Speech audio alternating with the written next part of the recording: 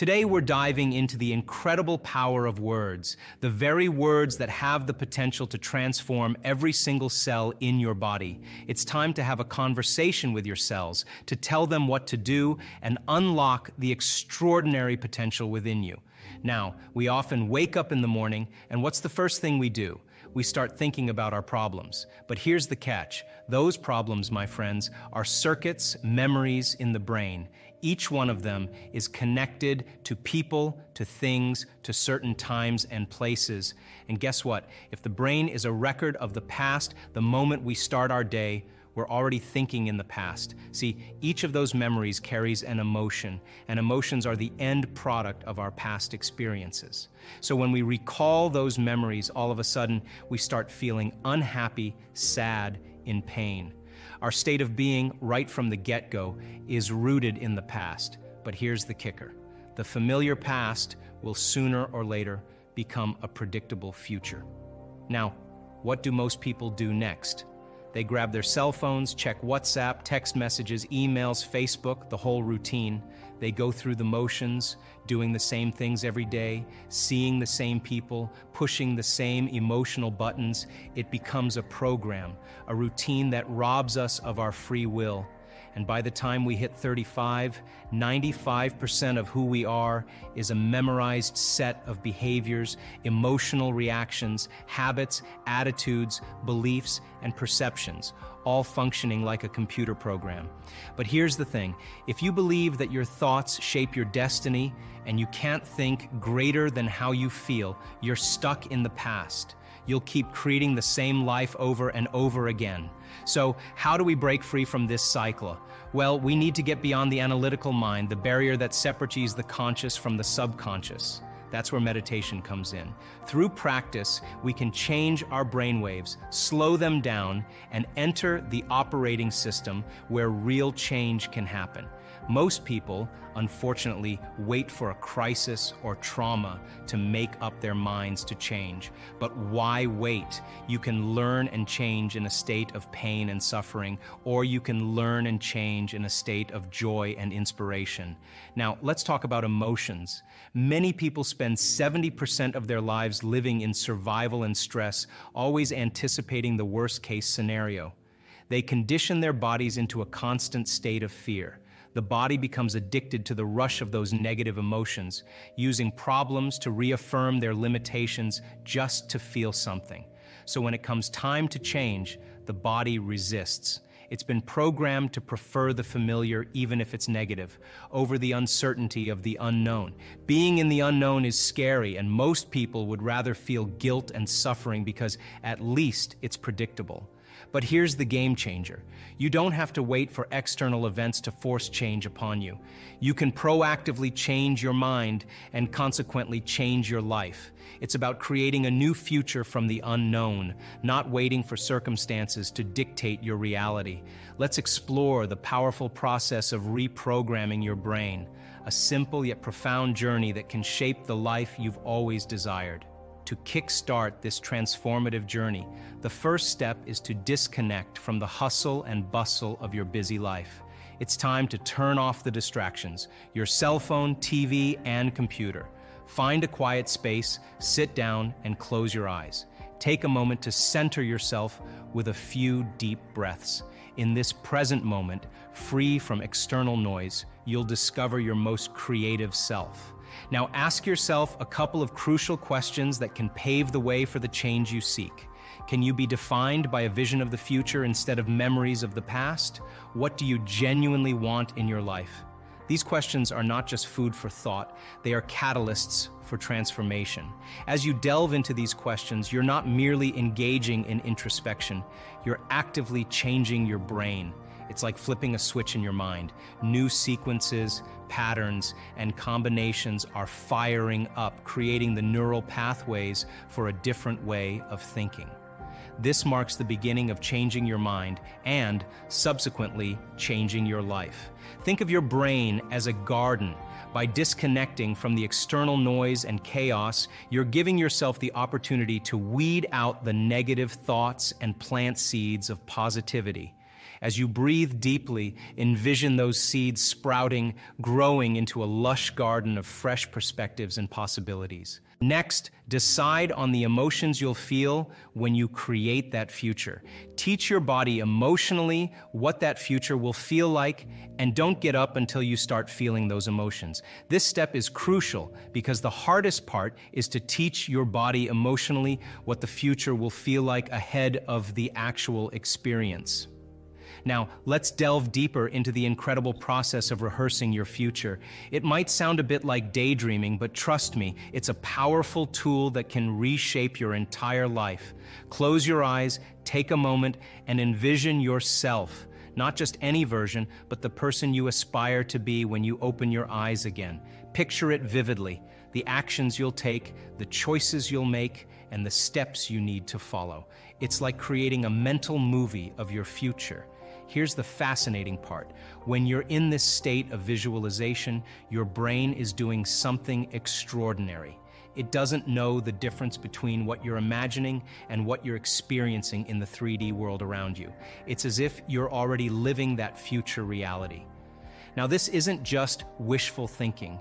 It's a deliberate act of programming your brain, much like installing software on a computer. The more you rehearse, the more you're shaping your brain to look like the event you're imagining has already happened. It's like turning your brain from an old record player stuck in the past to a cutting-edge GPS guiding you to your future. Think of it as transforming the hardware of your brain into a software program. You're literally rewiring your brain to align with the vision of your future self. And here's the exciting part. As you continue this mental rehearsal, you might just find yourself naturally starting to act like the person you envision. It's like learning a dance routine. The more you practice the steps in your mind, the smoother and more natural it becomes when you actually hit the dance floor. Your brain is getting used to the idea that this future you're envisioning is not just a distant dream, but a tangible reality. Now let's talk about thoughts and behaviors. Decide what thoughts you want to bring to your future. Write them down. Thoughts like, I can't, it's too hard, I'll never change, have to go. Be conscious of your behaviors. Do you complain, blame, make excuses? Break these patterns consciously. Lastly, decide what emotions no longer belong in your future. If you want wealth, you can't take lack. If you want health, you can't harbor insecurity or fear. Begin to condition your body to a new mind. If you do this every single day, you're shaping your personality, and your personality creates your personal reality. Change any one of those things: how you think, how you act, how you feel, and you change your life. Measure the effects of being at cause in your life. So it's time to take control of the words you tell yourself, the thoughts you think, and the emotions you feel. Have that conversation with your cells. You have the power to transform every cell in your body by changing your mind. The best way to predict your future is to create it, not from the known, but from the unknown. We're wired to create. This isn't something that you have to try to do. You just have to get beyond the memory of your past and all the associations to create a new future. Now, theoretically, that sounds really easily, but everybody's done it at least once in their life. What happened? You get a wild idea, you get a crazy idea, and you think, what would it be like to be happy? What would it be like to be in love? What would it be like to be rich? Whatever it is. And all of a sudden, you ask that question and you turn on the creative center in your brain. It turns on, and then now the frontal lobe is the boss, it's the CEO, it's the symphony leader, and the frontal lobe as an executive has connections to all other parts of the brain. Now, when you ask that question, it's got to answer it. So it's got to look out over the landscape and see what kind of raw materials do I have. Well, you only have a few things: knowledge you've learned and experiences you've had. So it begins to call up different networks of neurons, and it begins to seamlessly piece them together. And you get a vision in your mind that's called intent. And if you're passionate, you start to feel the feelings of when it happens. Now, you're giving your body that energetic boost. Now, everybody's done this. The moment you've said that, no one can talk you out of it. No person, no thing, no experience. You're possessed by it. So then what happens next? You start writing down all the choices you need to make, all the things you got to do, all the goals and experiences you want in your future. And every time you write one of those goals or experiences down, you start to feel more of those emotions. And now you're basically assembling more of your future. Now the astute person does something really amazing. They start learning more information. You want to be wealthy? Study wealthy people. You want to be healthy? Study healthy people. As you begin to gain more knowledge, you're adding more stitches into the three-dimensional tapestry, and you got more raw materials to dream in new ways. Now here's the part that is the most important. Take out a piece of paper and say, what thoughts do I have to stop thinking? You know, I can't. I'll start tomorrow. I'm too hard. I don't feel like it. I have a headache. I got to go to sleep. I'm tired. List those thoughts and become so conscious of those thoughts that you would never let one of those thoughts slip by your awareness, unchecked by you. Can I say something about that? I want to jump in on that. One of the powers of writing those thoughts down is you completely eliminate and weaken their influence over you. They become minimized when you write them. They lose their power over you when you grab control of them by writing them down. It's a significantly powerful exercise is to write down those thoughts. From a neuroscientific standpoint, what's called metacognition, because the moment you can observe the thought and become conscious of it, you're no longer the program. Your consciousness observing the program, and you begin to literally objectify your subjective self. And now you're pulling out. So then write down the choices you have to stop making. Look at the things you have to stop doing. Are you complaining? Do you make excuses? Do you blame other people? What do you do? List those things and be really honest with yourself. What experiences do you have to stay away from certain people at certain times of the day? Stay away from them so that you are not in the environment that triggers it. And now here's the most important point. Write down those emotions that keep you anchored to the past, because those emotions are literally residue from the past chemically.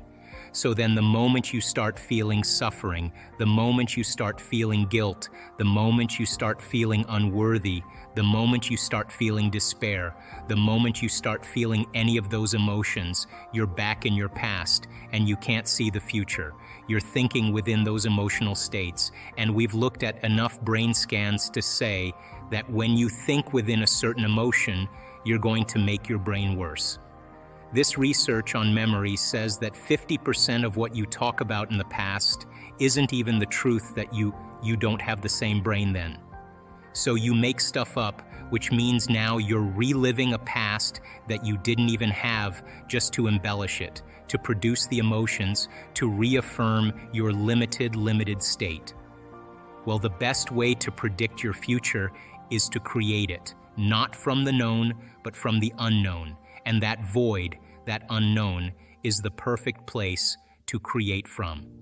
Now, why is this dangerous? Because when you're living in survival, 70% of the time, there's better chances in survival from running from the unknown than embracing the unknown, right? If there's a predator out there, you hear something around the corner and you can't see it, that's an unknown. You're gonna run, you're not gonna go, and it's not a time to trust. It's not a time to open your heart. It's not a time to communicate, here kitty kitty. It's not a time to do that, it's a time to run. You'll never trust the unknown in that state. So if people are living by these emotional states of survival, they're never gonna wanna step out into the unknown because they can't predict the future. So they'd rather hold on to what they have. Turns out that those emotions of stress are highly addictive. They give us a rush of adrenaline, rush of energy. And so people use the problems and conditions in their lives to reaffirm their addiction to that emotion so they can remember who they are as a somebody. So then if your thoughts can turn on the stress response and the stress chemicals are addictive, then we become addicted to our own thoughts. So then stepping out into that unknown is where true greatness happens, because that's where the person begins to say, what thoughts do I want to fire and wire in my brain? What behaviors will I want to demonstrate in my new life? Can I rehearse them in my mind? And the mere process of mental rehearsal, this is neuroscience now, begins to install the circuits in your brain to look like the experience has already occurred. You're priming your brain into the map of the future instead of the record of the past. And then the true person who's in the process of transformation will say, can I teach my body emotionally what that future is going to be like? Can I begin to embrace the joy of my new life? And their body, as their unconscious mind, begins to believe it's in the future instead of in the past. Now, that process is not an overnight process. We don't jump from the old self to the new self. It requires that continuous process of changing our biology. But I can tell you, in observing people who have healed themselves of very serious health conditions, who've healed themselves of some pretty difficult scars from the past, who've overcome addictions, who've created new opportunities and new jobs and new relationships and a new life, had to cross that river. And that is when they're literally, from a biological standpoint, a new personality. And your personality creates your personal reality. That's it. And your personality is made up of how you think, how you act, and how you feel. So the present personality who's sitting here today has created the present personal reality called their life. Which means then, if you want to create a new personal reality, you got to change your personality. And that means you got to start thinking about what you've been thinking about and change it. Look at your unconscious habits and behaviors, what you say, what you do, and become conscious of it and change them. And look at the emotions that have kept you anchored to the past and decide if those emotions belong in your future. I think the biggest problem is that most people try to create a new personal reality as the same personality, and it doesn't work. So then, as we begin to demystify this, the person starts to say, oh my God, the disease that I have is because it's connected to this personality. Is it possible that if I change my personality, just like a person with a multiple personality disorder who has an allergy to nylon stockings in one personality and type 1 diabetes in another, is it possible then, if I change my personality, that the disease exists in the old personality and I'm literally someone else? Is it possible then, from a biological standpoint, that they're healed and changed? So to answer the question, it's difficult because we're breaking out of a biological mold. It's difficult because most people don't know that they have within their reach all the tools to do it, because they have, number 3, been conditioned on some level to believe that the new hairstyle or the new type of beer they're going to drink or the sports car or whatever it is going to change their state. And that's the hypnosis. And when I wrote The Placebo, You Are the Placebo, the biggest thing that I walked away with after writing that book was how hypnotized and programmed we really are. And that's bothered me ever since I wrote the book, because people watch things in their external environment and they accept, believe, and surrender to that information without any analysis, and they're programmed. If you look at quantum physics, the physics of possibility, it's really talking about the spiritual aspect of ourselves, because you couldn't explain a miracle. You couldn't explain a biological process. You couldn't explain a simple healing of a cut at this point without understanding the quantum model of reality, and that there are particles which are matter. It's you and I and everything in this physical world. And then there's energy, and that energy has a consciousness. It has an awareness. And that energy is a field of information that we are an extension of, that we have access to, and that we spend so much of our life looking outside of ourselves instead of looking inside of ourselves, and that we are really conditioned to look just for particles and matter instead of energy and information. And truly, when people reach the end of their beliefs or they're facing crisis in their life, that's the moment they start to turn within and start to ask the bigger questions. And if you were astute enough to look at this in moments of contemplation, if you were wanting to hide God anywhere, it would be a good place to hide. It would be within the human being, because everybody's looking outside of themselves, and we look for reasons to change and regulate our emotional states. You know, we think that things and people and external things will really fulfill emotions that we're trying to change within us, and that truly, when we start to really investigate who we are and look to see how we do that and demystify it, I think once we start to demystify it, it can become a skill. And so Einstein was a super cool guy because he spent a lot of time inward. And at 12 years old, he asked himself this simple question: if I ride my bicycle at the speed of light and I turn my lamp on, I turn my headlight on, will it go on?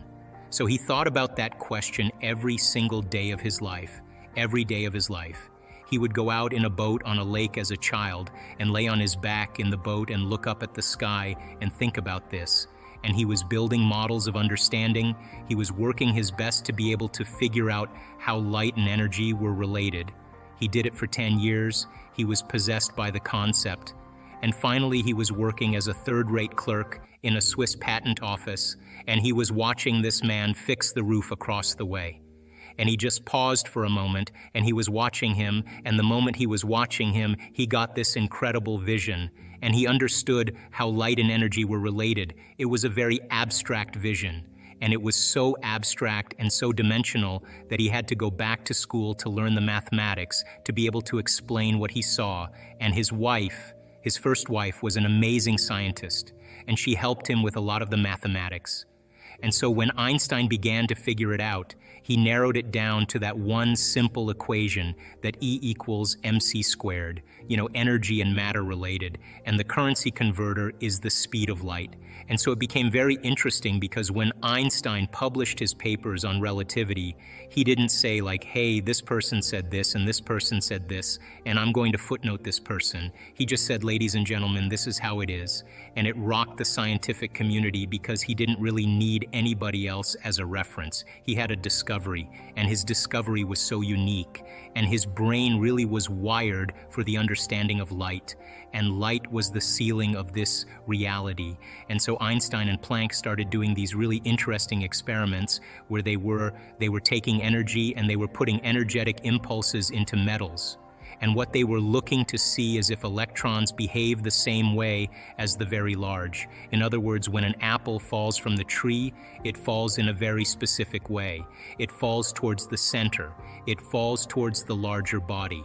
So he reasoned, well, if we disturb electrons, and him and Planck were doing these experiments, if we disturb these electrons, then they should fall just like an apple falling from the tree towards the nucleus. It should be predictable, just like it's predictable in Newtonian physics and classical physics. Well, when they started disturbing the electrons, something very unusual happened. The electron gained energy, then it lost energy, and it gained energy, and it lost energy, and it gained energy, and it lost energy. And instead of it falling like a ball rolling down a hill, it was like a ball rolling down steps. All of a sudden, they became very aware that the subatomic world, the very tiny, didn't behave like the very large world. And so then they started to look for the electron. They started to try to measure it. And everywhere they looked for it, it appeared. And when they turned their back on it and they no longer looked to measure it, it went from a particle that collapsed, called collapsing the wave function, back into energy.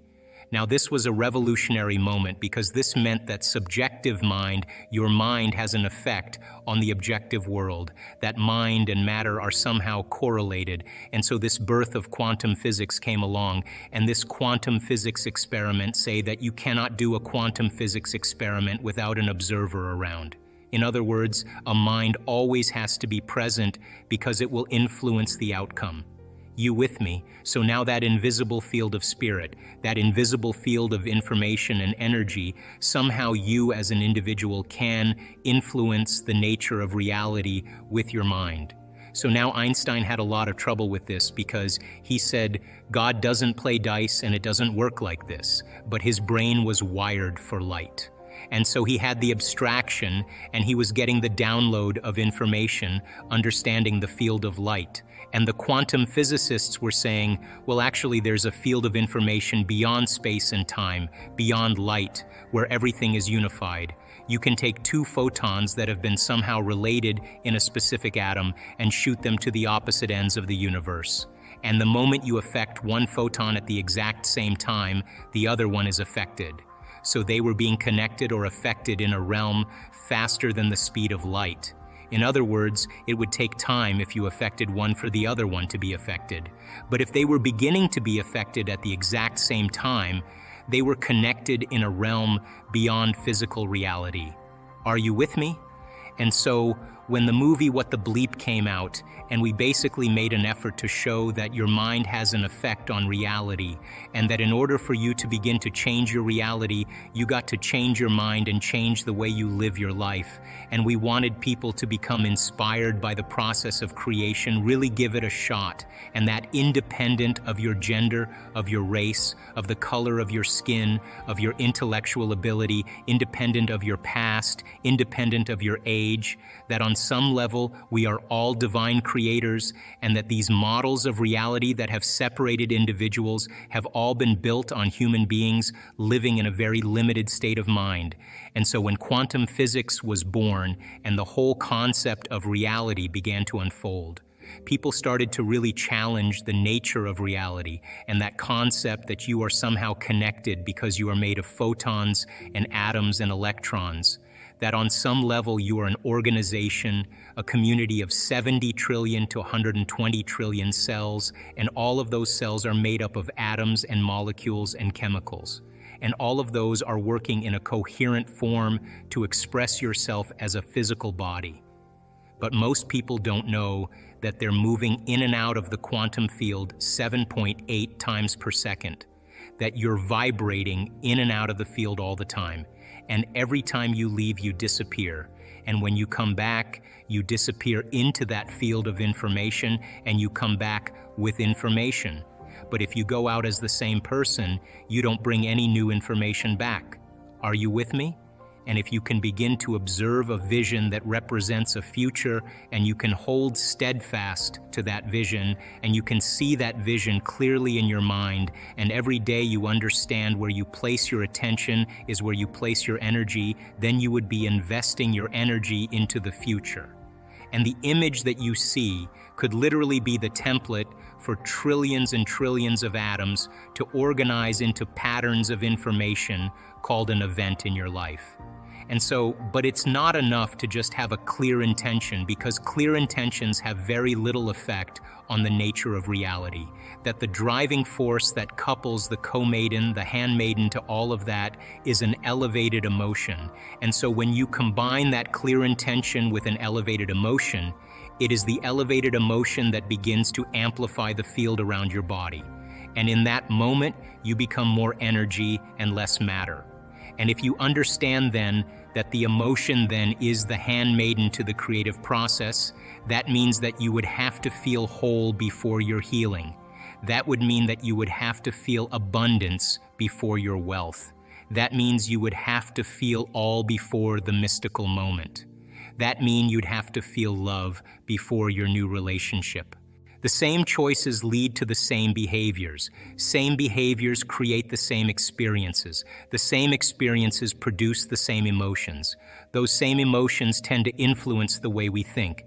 And our biology, our neurocircuitry, our neurochemistry, our hormones, and even our gene expression is equal to how we think, how we act, and how we feel. And how you think, how you act, and how you feel is called your personality. And your personality creates your personal reality. That's it.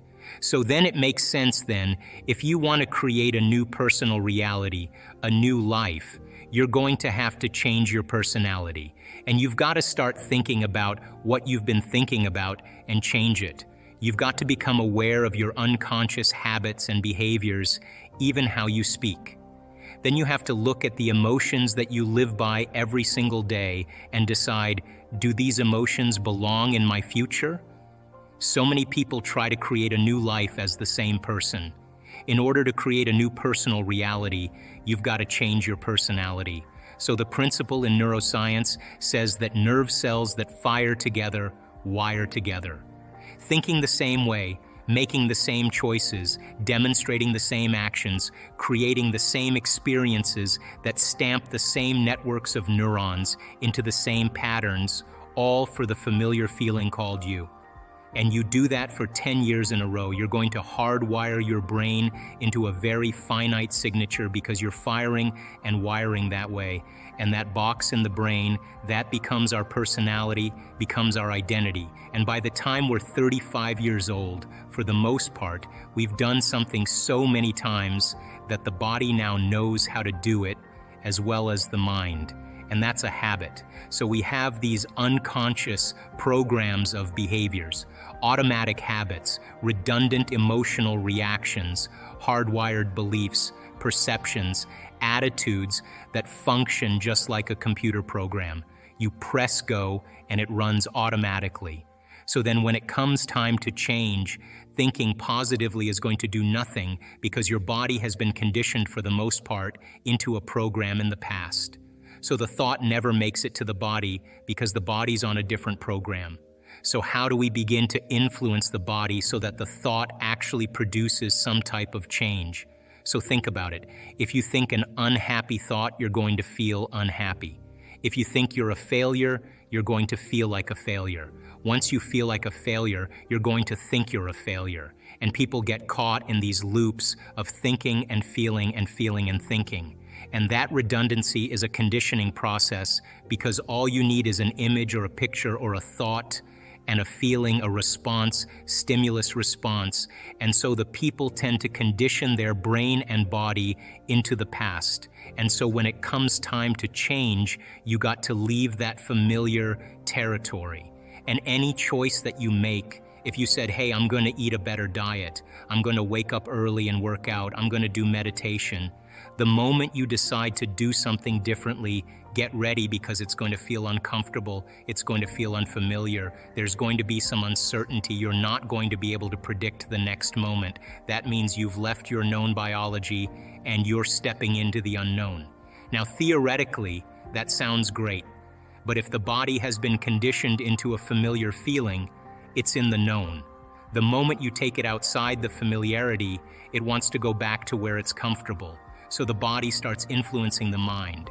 And this is where people say, I want you to start your diet tomorrow. Oh, why don't you start working out this evening? You're really never going to change. You're too tired. You have a headache. This doesn't feel right. And this is where people talk themselves out of it. Because if they respond to that thought leads to the same choice, which leads to the same behavior, creates the same experience, produces the same feeling. And then they say, this feels right. No, that feels familiar. So going from one state of mind and body to another state of mind and body, you got to cross a river. And the hardest part about change is not making the same choice as you did the day before. Now, once people understand that they're going to be uncomfortable, then the question is, what thoughts do you want to fire and wire in your brain? What behaviors will you demonstrate in one day? And the act of closing your eyes and rehearsing who you're going to be when you open your eyes begins to install neurological hardware in your brain to look like you've already done it.